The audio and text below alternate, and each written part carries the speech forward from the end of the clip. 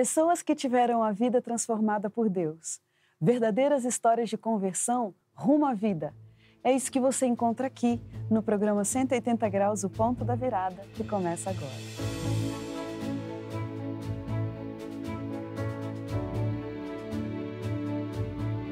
Quando sentimos o toque de Deus na vida, uma mudança acontece.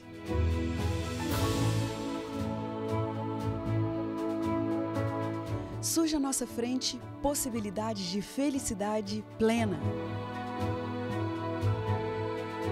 O toque de Deus restaura, renova, refaz.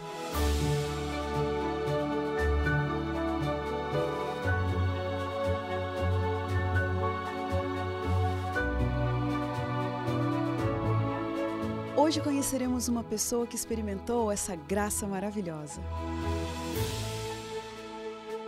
Ela vai nos contar sobre essa mudança de 180 graus que lhe trouxe paz.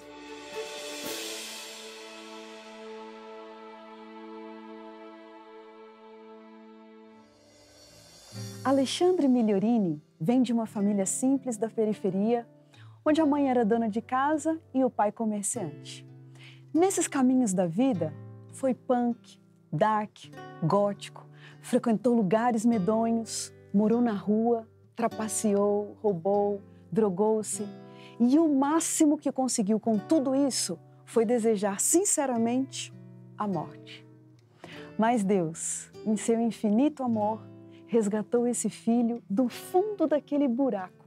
E como ele bem costuma dizer, hoje ele está aqui e é prova viva de um milagre de Deus. Alexandre, que prazer pra gente ter você aqui. Muito obrigada, viu, por ter aceitado o nosso convite. Eu que agradeço, Cristiane, por esse convite. Há muito tempo eu tenho orado a Deus para que eu possa estar aqui e poder dividir um pouco da minha experiência de vida e daquilo que Deus fez comigo, com a minha família. Que legal. Alexandre, quando você olha para você, criança, que tipo de criança que você era? Como que você descreve assim, seu temperamento, sua personalidade? Eu era uma criança calma, tímida, não falava com quase nenhum amigo, tinha pouquíssimos amigos. Quando eu era muito pequeno, eu tive uma gagueira infantil. Olha. Então eu tinha vergonha de me comunicar, né, com as pessoas. Então eu fiquei sempre na minha, né? Deixava com que as pessoas se aproximassem de mim. Fiz alguns amigos que foram amigos verdadeiros. Depois, com o tempo, eu fui me soltando mais e observando as pessoas. Mas a minha infância foi assim. Foi assim, na timidez. Isso. Escondidinho ali. O que foi acontecendo à medida que você chegou na adolescência, né? Uhum. O que foi acontecendo que começou a te levar para esse lado do mundo gótico? O que te despertou para esse mundo? Para mim, a minha infância, ela foi muito tradicional, muito pacata. Só que eu tinha alguns problemas em casa. Meu pai e a minha mãe, eles brigavam muito. Meu pai sempre fez uso do álcool. E quando ele chegava em casa, nós esperávamos atenção, ele não tinha tempo para nós. Eu sou o mais velho de uma família com 4 irmãos, né? Tem a minha irmã caçula, tem uma irmã caçula, tem mais 2 irmãos homens. E eu era meio que tipo o arrimo da família, assim.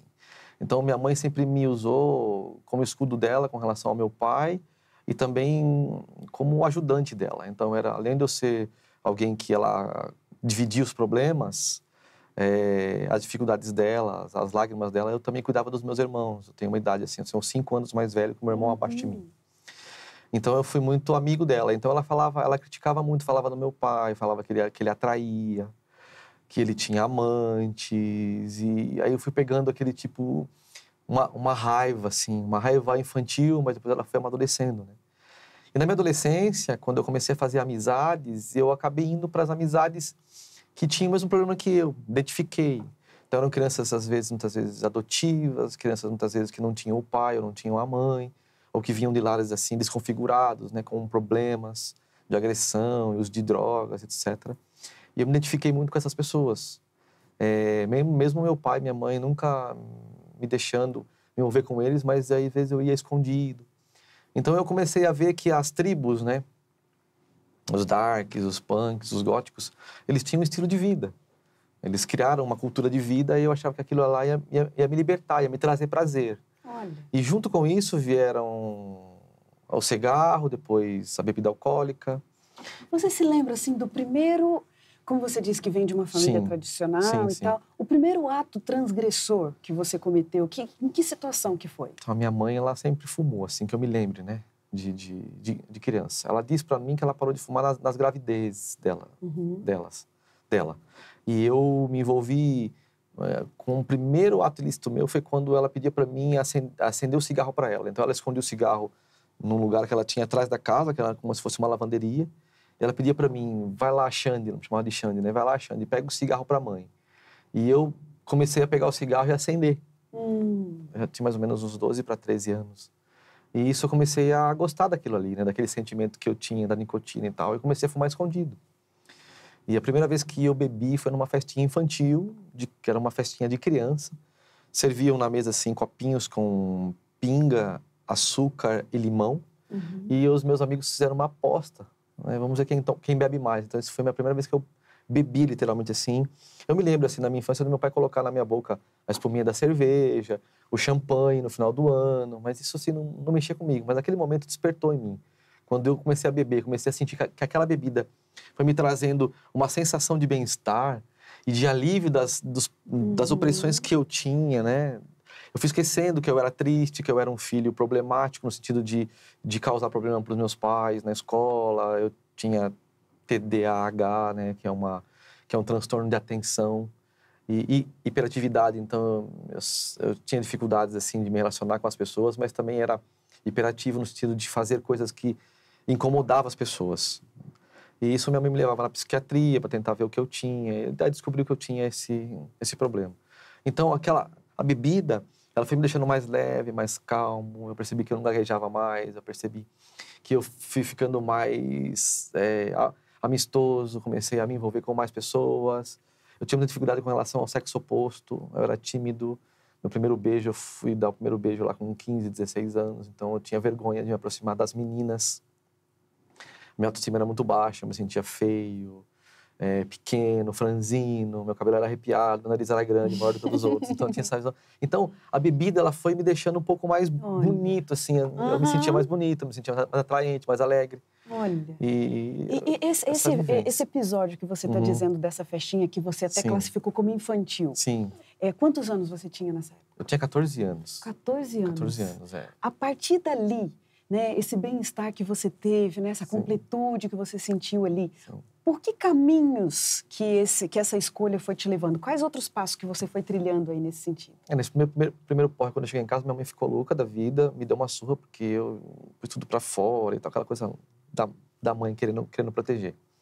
E ela falava pra mim assim, você vai seguir o caminho do seu pai, eu não quero outro alcoólatra em casa. Então eu ouvi aquilo ali e na minha cabeça, eu bloqueei, eu não queria ser como meu pai tinha sido, entendeu?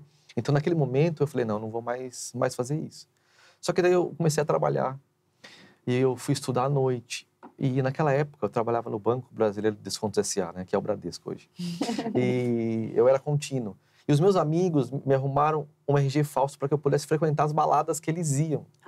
Então eu ia nas baladas que eles iam. Então lá tinha bebida, lá tinha mulheres, lá tinha bagunça, lá tinha as orgias, as festinhas sexuais que eles faziam.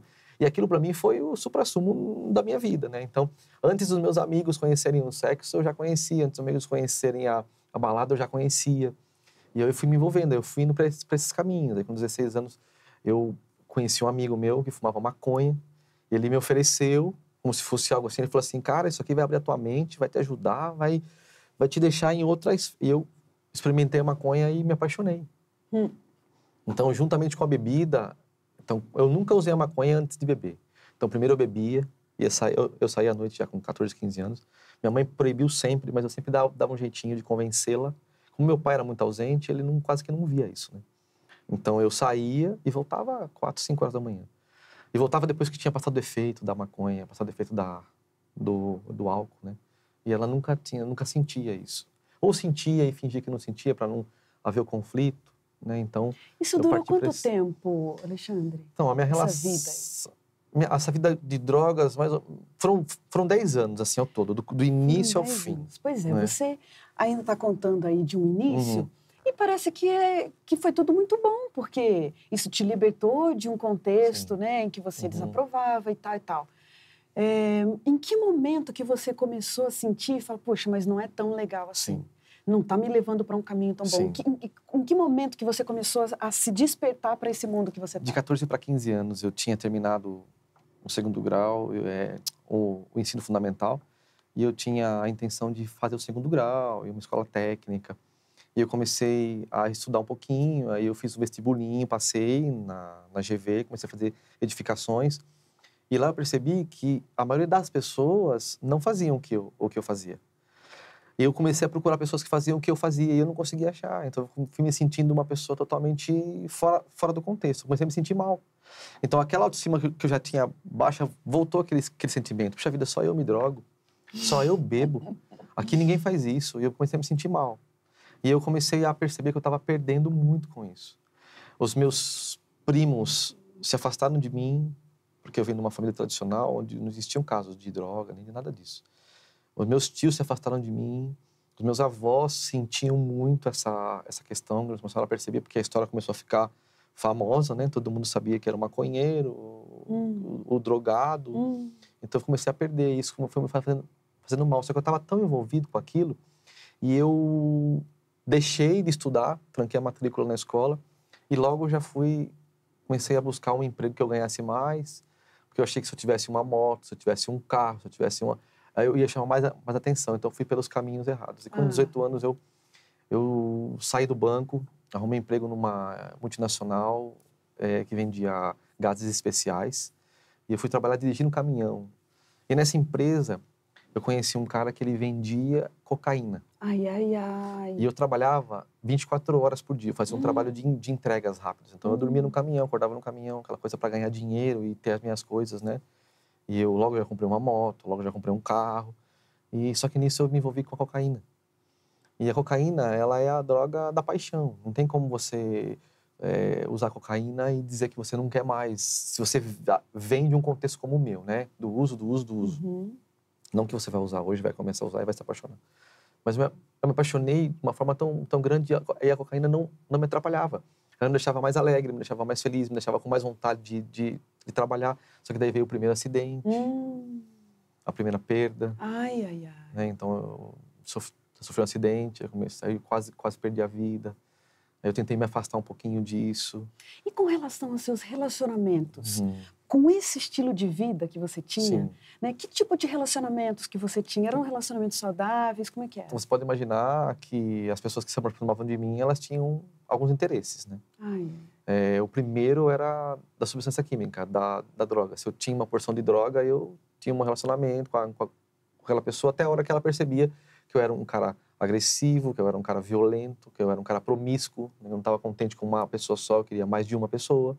Eu tinha envolvimento em prostíbulos, em lugares assim banais onde as pessoas bebiam, usavam a droga. Então aquilo ali para mim ficou. Então as pessoas que se envolviam comigo eram pessoas desse mesmo calão, entendeu? Dessa mesma linha.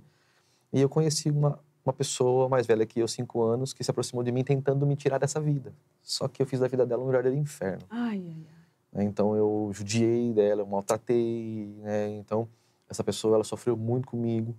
E no pior momento da minha história de vida, essa pessoa estava próxima de mim. Só quando ela percebeu que eu ia me acabar com isso, porque como você falou aqui, né? Eu tinha um foco na minha vida que era morrer como Janis Joplin, que era morrer como Kurt Cobain, que eram as pessoas que eu tinha na minha... Né, Jimi Hendrix, eu tinha aquela visão, não, se o cara fez isso, ele usou até morrer e ele morreu feliz, né? Eu também quero morrer assim, eu vou usar droga até morrer. Então, as pessoas que se aproximavam de mim para tentar me ajudar, eu ia afastando elas no subconsciente, porque eu percebi que eu estava fazendo muito, muito mal.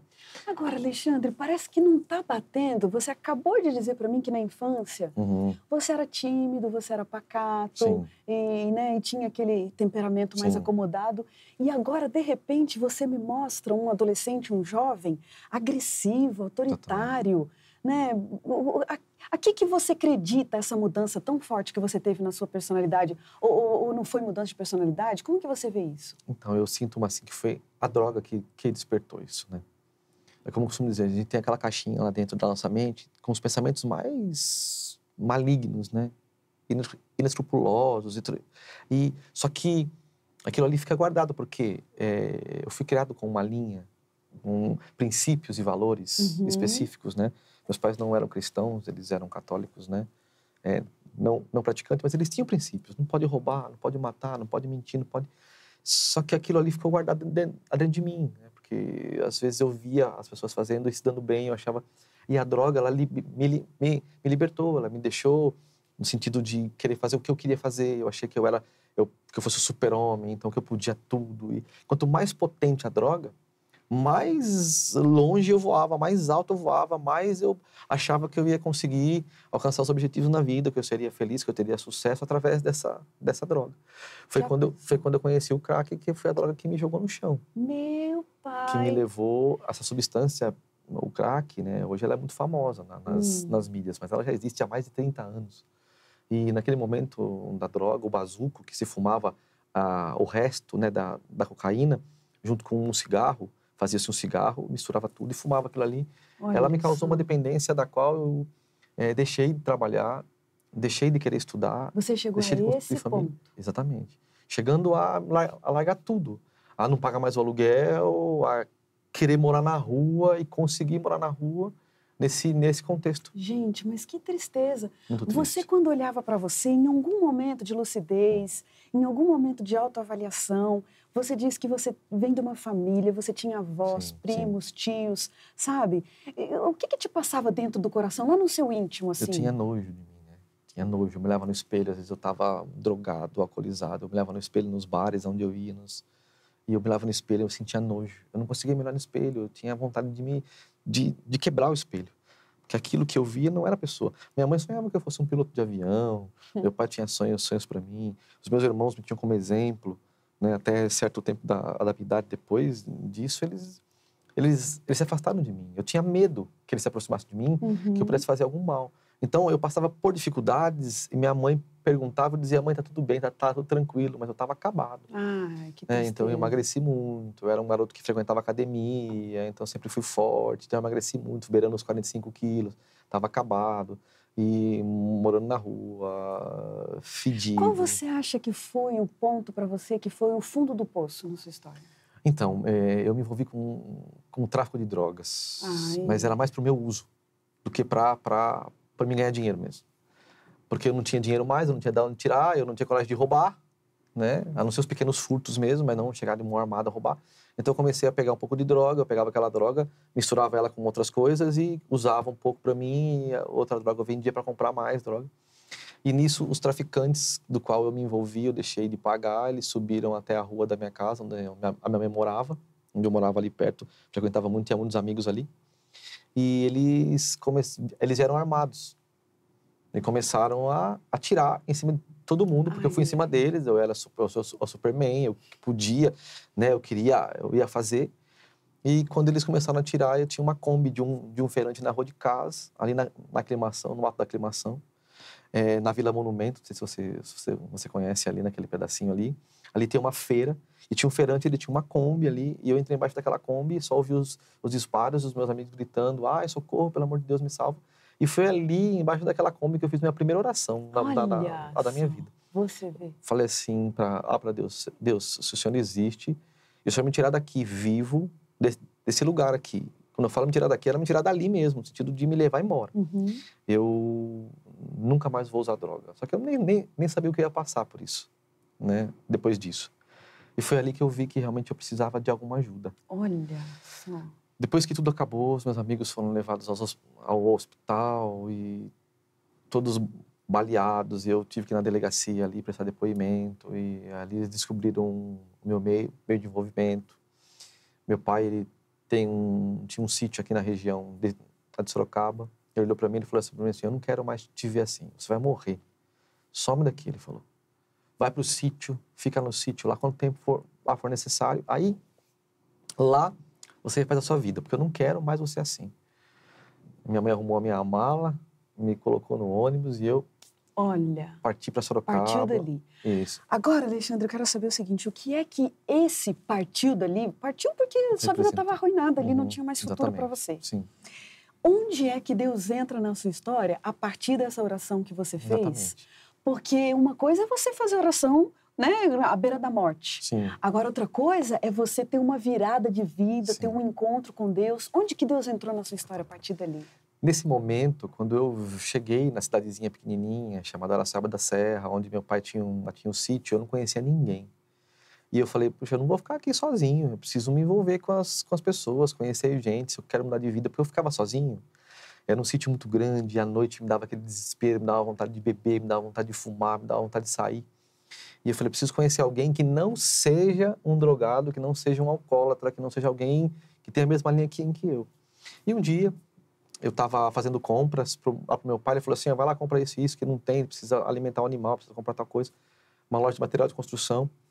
Uma pessoa se aproximou de mim e disse assim para mim assim, olha, eu tô vendo você tá aí triste, cansada, aconteceu alguma coisa? Eu disse para ela assim, eu tô muito triste, eu tô morando sozinho aqui, minha família é de São Paulo, tal. Ela falou assim, pode te fazer o convite? Eu falei, pode. Ela falou, tem uma igreja que eu vou, da qual eu frequento, que tem muitos jovens, naquela época, né, eu tinha 20, 21 anos, né, 22 anos, você vai gostar muito de lá e tal. Eu falei assim, mas eu não tenho nem roupa para mim ir numa igreja. Ela falou, não, vai como você tá mesmo. E eu fui de calça jeans, camiseta, cheguei na igreja, os jovens me receberam muito bem. Naquele mesmo dia teve uma programação jovem à tarde. E ali eu comecei a perceber que Deus tinha um plano para minha vida. Gente, olha só. E o pastor conversou comigo, me abraçou e eu chorei muito. E a família do pastor e das pessoas me adotaram. Então, um sábado eu almoçava na casa de uma pessoa, outro sábado eu almoçava na casa de outra pessoa e comecei a participar. Para você ter uma ideia, da chácara onde eu morava, onde eu estava ali alojado, até a igreja dava mais ou menos uns 12, 13 quilômetros. Eu fazia essa caminhada a pé. Olha, porque eu sentia vontade de ver, aí eu vi aquele... Só era ruim para mim voltar à noite, porque às vezes eu tinha medo de assombração, né? Fui criado assim, então...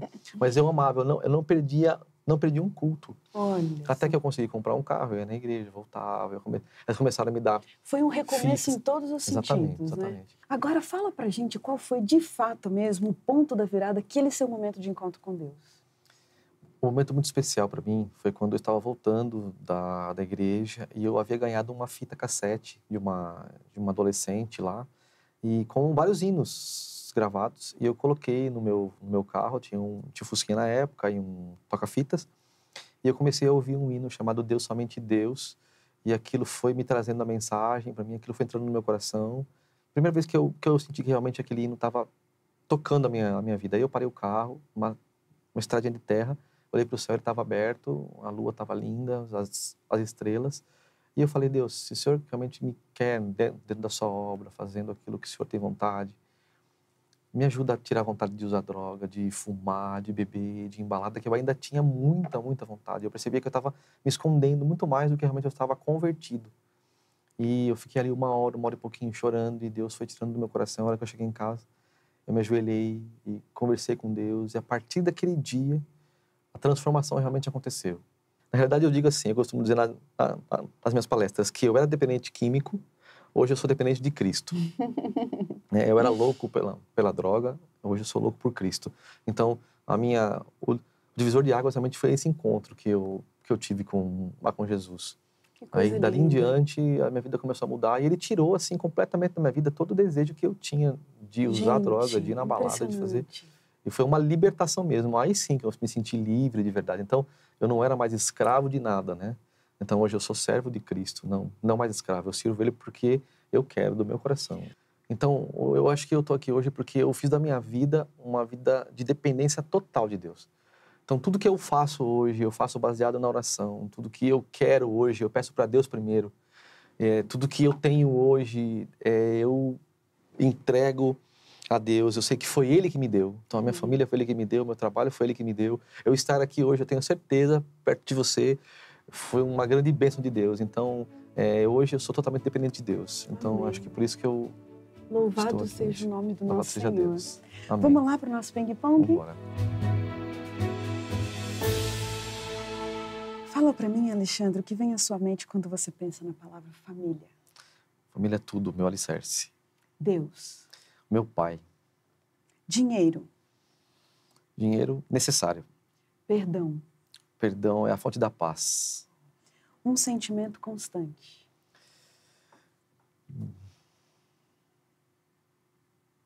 Medo de não ir para o céu. Uma grande mentira. Uma grande mentira, que a felicidade vem da fama, do poder, do dinheiro. Uma música. Deus, somente Deus, que é a música da minha conversão. Um perigo, Um perigo, orgulho, um privilégio, ser chamado filho de Deus. um pedido, Do que não só eu, mas toda a minha família também um dia esteja no céu. juventude, Juventude,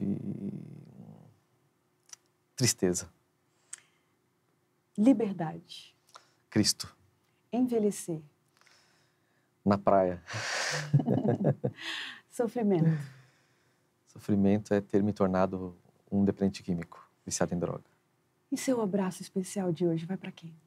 Vai para os meus filhos, para minha esposa, para a igreja da qual eu frequento, que hoje é a minha família central de Sorocaba.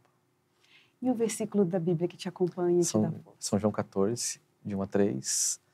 Não se turbe o vosso coração, credes em Deus, credes também em mim. Na casa do meu pai há muitas moradas, se não fosse assim, não vos teria dito. Eu vou e vou preparar um lugar para você. Mas quando eu preparar esse lugar, eu vou voltar para te buscar, onde quer que você esteja, para que onde eu esteja, estejais vós também. Amém. Amém. Olha, Alexandre, eu não posso terminar esse programa sem dizer de uma admiração que brota no coração da gente, não só pelas palavras, pela forma como você explanou a sua história aqui, mas a gente ouve uma história dessa e tem que olhar para o céu e dar glória a Deus, dar graças ao nosso Senhor Jesus pelo milagre que Ele operou na sua vida, porque realmente Ele te tirou do fundo do poço, te colocou num lugar firme, te deu uma vida nova. Louvado seja Deus por tudo que Ele fez na sua vida. Muito Amém. obrigada. Foi um prazer muito grande, viu, ter você aqui. O prazer foi meu. Muito obrigado. E a gente termina o programa 180 Graus, o ponto da virada de hoje, feliz por esse testemunho tão maravilhoso. E como diz o texto bíblico, era preciso que nos regozijássemos e nos alegrássemos, porque esse teu irmão estava morto, mas reviveu. Estava perdido e foi achado.